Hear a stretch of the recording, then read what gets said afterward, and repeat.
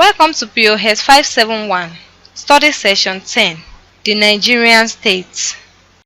Introduction. In this study session, we will discuss some salient issues as related to the formation and development of the Nigerian state. Learning outcomes. After you have studied this study session, you should be able to 1. Discuss the factors that shape the political structure of the Nigerian state. 2. Point out the major features of the rentier state. 3. Discuss the basis for state expansion in the peripheral capitalist state. The Nigerian state. Overview of the Nigerian state. The most dominant factors that have been used to classify the Nigerian state are class and ethnicity. Ethnicity has, however, been the major factor used in analyzing the political structure and practice of Nigeria. The political economy that is used to explain the mode of ethnicity in Nigeria started with the colonial state, and this was based on the use of the class that dominated the exploitation of the natural resources. The mode of social production is the state. This is because those who control the means of production have become those who control the capital and social production of the state. They have then become the state. In Nigeria, instead of having the capitalists dominating the state like in other society, it is actually the state that engages in most of the activities in the society. The local capitalists are the agents of the state's operations. That is why they are called the comprador bourgeois. These comprador bourgeois have accumulated much wealth to themselves, but yet they would have to relate with the state just like any other citizens in the state. Ethnicity, as a factor, cannot be said to be a problem until it takes on some political issues.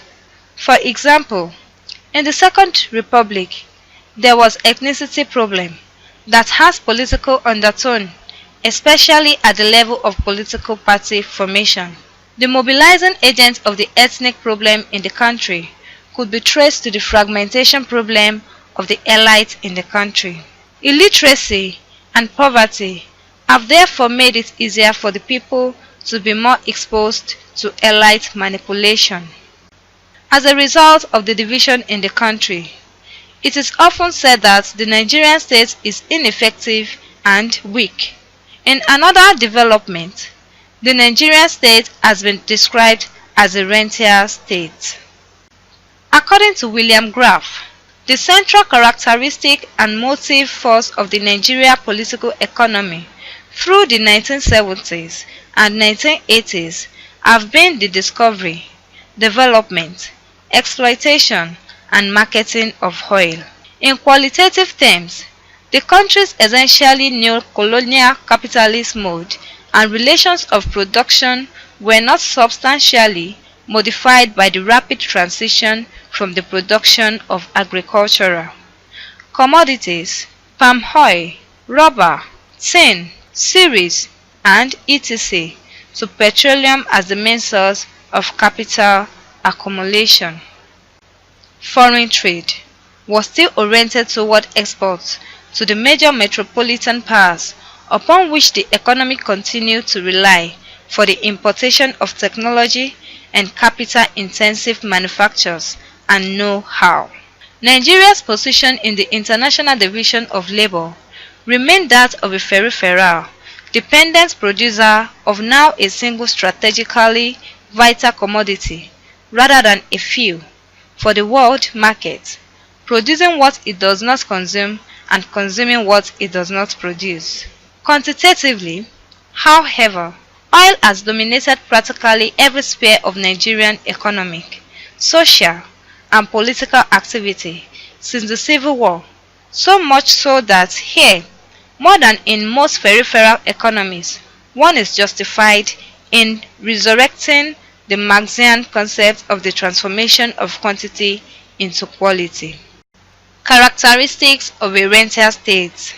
The rentier state in the world market exhibits several important characteristics. It is false and almost by definition, prices susceptible and hence unstable. Fluctuation in global demand, after effects of worldwide recession, technical breakdowns, and even labor disputes may reduce the flow of rent and thus undercut national plans, intricate budgets, and the entire development process. For instance, in 1977 to 1978, when crude oil production dropped from 2.23 billion BD to 1.57 billion BD, the Nigerian economy immediately entered into a minor crisis, that is, a cut in planned expenditures. Also, in times of sharply declining revenue, a fiscal crisis in the rental state is practically inevitable because of the continued outflow of revenues in the form of capital drain, persistence of obligation to pay for vital and luxury imports, ongoing net outflow of transnational corporation profits, interest payments on foreign loans, upsurge in flight capital, etc., upon which the existence of the rental economy absolutely depends. Thirdly, the oil-dominated economy is an enhanced enclave economy. Oil production is necessarily in need of a high technology, capital-intensive enterprise that cannot generate either jobs or direct linkage with the other sectors of the economy.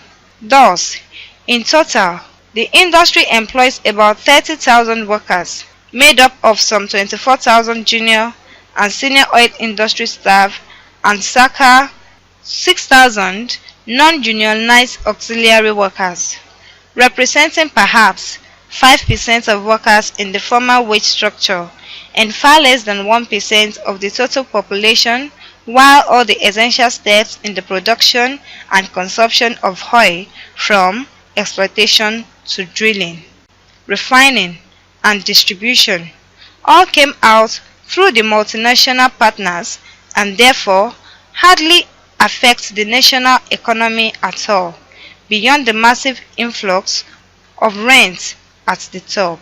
Fourthly, then, the oil economy perpetuates and deepens patterns of economic disarticulation generated in the colonial phase and reinforced by neo-colonial petty commodity production.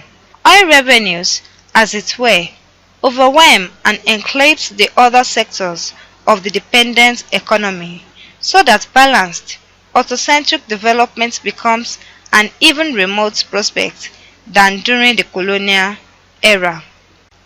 This Moloch-like quality of the oil sector is apparent in the parallel underdevelopment of agriculture and the distribution of industry and manufacturing.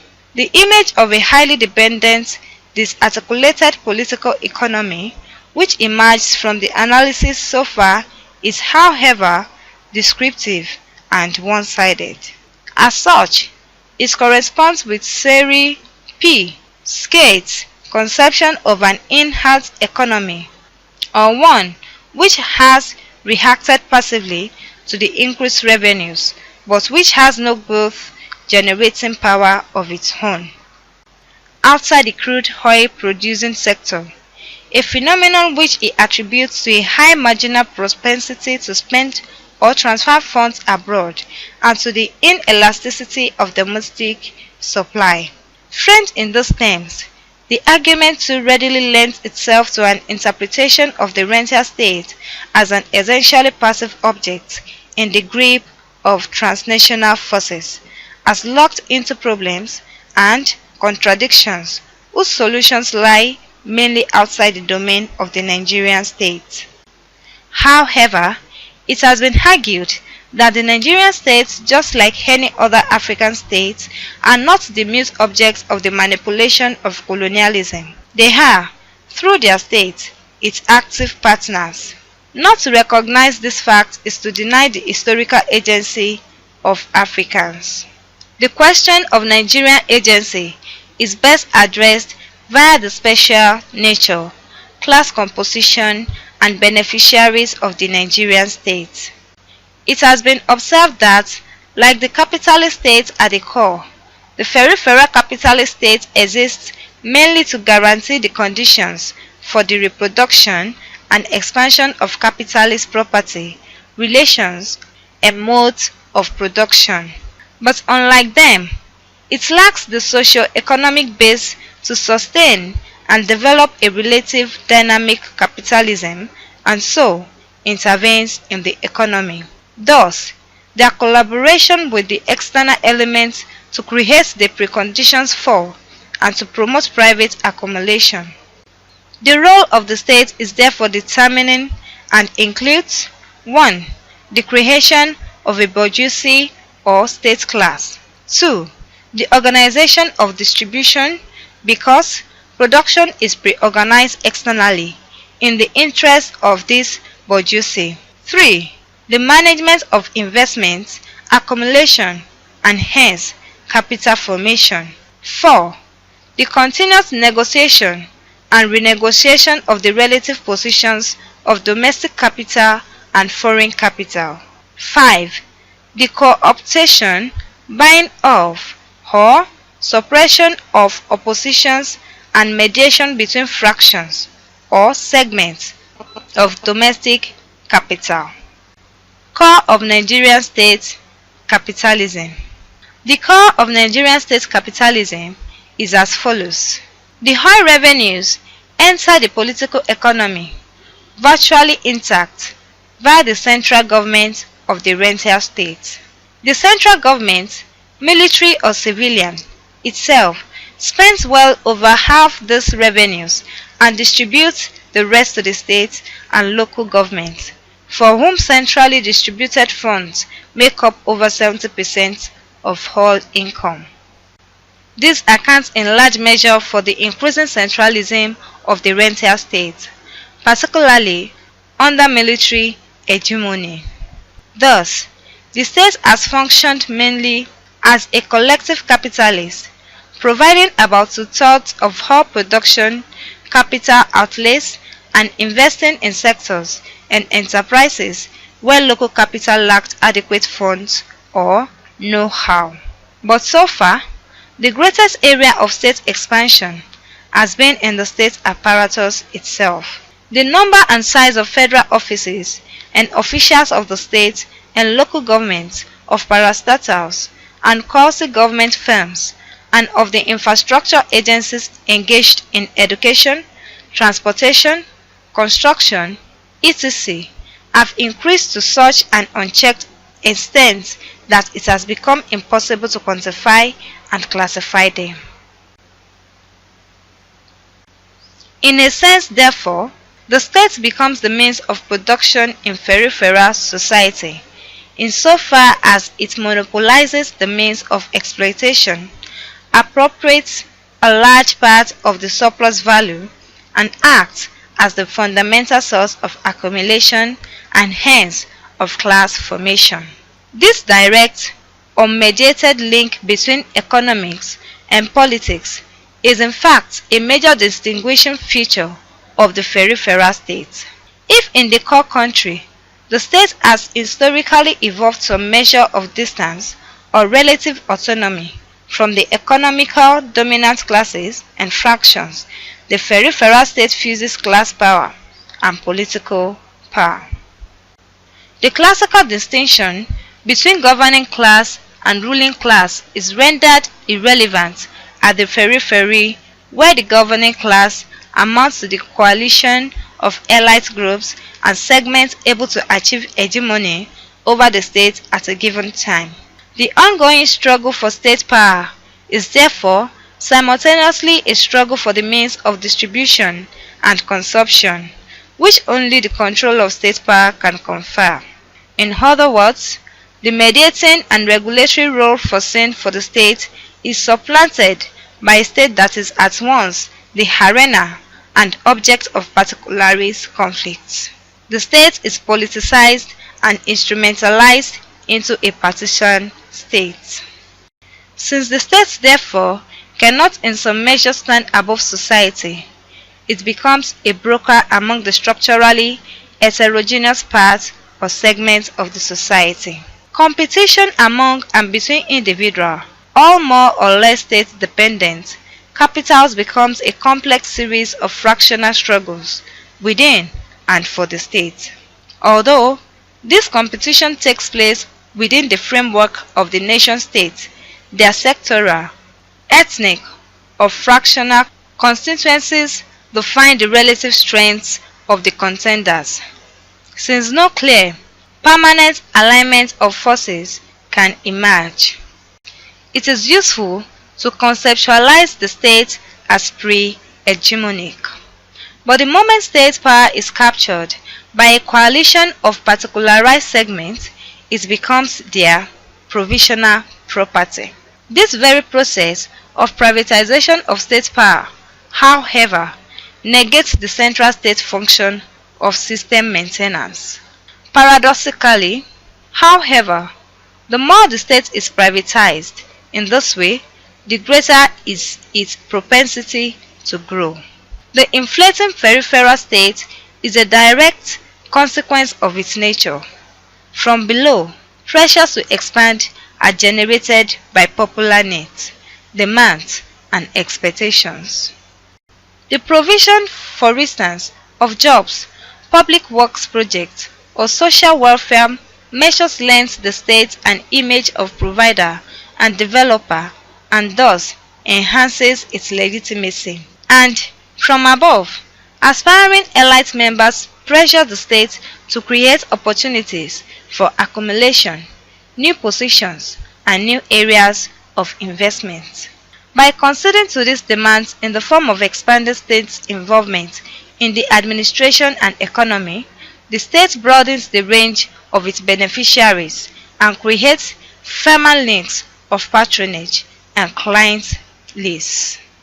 Yet, this state expansion occurs upon the formation of an unmodified neo-colonial capitalist mode of production. Public sector growth is not supported by changes in the accumulation or distribution processes, as, for example, a modified taxation system or new allocative priorities might represent, but is simply transposed into existing social relations. Profligate and ruinous elite consumption patterns based on expensive imports are perpetuated, or, as just discussed, agriculture is allowed to stagnate while manufacturing, as the object of strategies of import substitution, is further incorporated into and dependent upon the world capitalist economy. Within the context of the oil economy, this merely exaggerates certain well-developed tendencies of the Nigerian post-colonial state. G. Williams, 1976, 13. Williams' observation suggests perhaps the fundamental weakness of the African state operating according to the principles of state capitalism. It is that such a state is and remains a foreign imposition in both its conception and organization. It derives its logic from the colonial state, not from the real material conditions of African societies. It does not serve the interests of the society in which it remains, in some measure a foreign, alienated entity, but the interests of groups and segments whose strength is a function of external conditions and classes. A somewhat different perspective on the same phenomenon is furnished by James Petras, who postulates that the growth of the state apparatus is directly proportional to the weakness of the local ruling classes in exercising hegemony. This apparent paradox permits us to bypass the still unresolved and basically irresolvable debate about whether the state in the third world is an overdeveloped in relation to the society it dominates or underdeveloped vis-a-vis external political and economic power. 1. For the strength of a state, still following Petras, is only measurable in terms of its capacity to maintain existing social relations of production and to control counter-hegemonic class power within. while exerting sufficient power externally to raise a surplus in the world market and convert it into productive capacity. Since these indicators of strength normally contradict one another, for instance, state power at home is generally built up on the strength of an international class alliance. The problem of strength actually translates into a problem of definitional relativity. State capitalism is merely the domestic correlate of the peripheral state's marginal, subordinate status in the world capitalist system. Summary. In this study session, we discussed the major factors that shaped political structure and practice in Nigeria. Ethnicity and class actions takes place within ethnic and religious groups. These factors contribute to the division that often makes the Nigerian state ineffective and weak. In relation to other capitalist states of the world, the Nigerian state has been described as a rentier state. This is because of its overdependence on foreign powers for survival due to its economic attachment.